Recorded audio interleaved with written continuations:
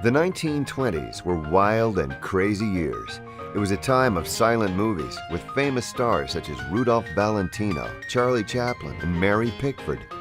During those roaring 20s, heroes such as Charles Lindbergh, Will Rogers, and Henry Ford helped define the decade, while infamous figures like John Dillinger and Al Capone also took their places in American folklore. Musically, the ragtime frenzy, which had begun with Scott Joplin's Maple Leaf Rag, set the stage for jazz, America's only original musical art form.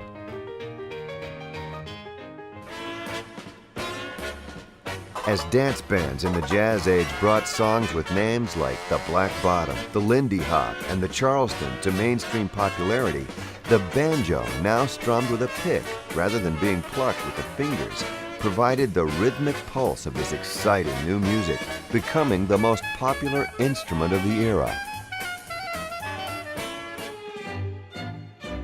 Coincidentally, American jazz soon found itself competing with a new dance craze from Latin America called the tango.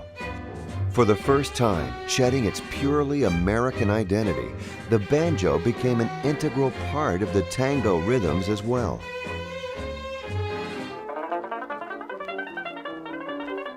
With popularity akin to the electric guitar of today, the banjo made 1920s stars such as Eddie Peabody, Harry Reeser, and Roy Smeck every bit as popular as any pop music icon of the current generation.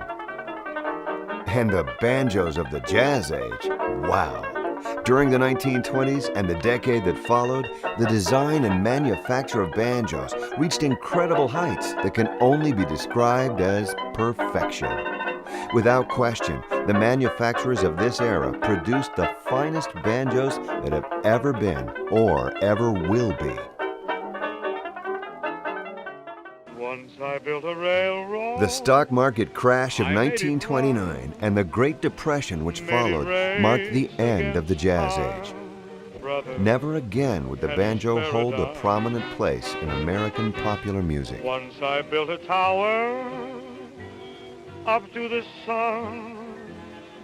As war clouds gathered over Europe, by 1940, the banjo, for all practical purposes, was dead. Now it's done, brother, can you spare a dime?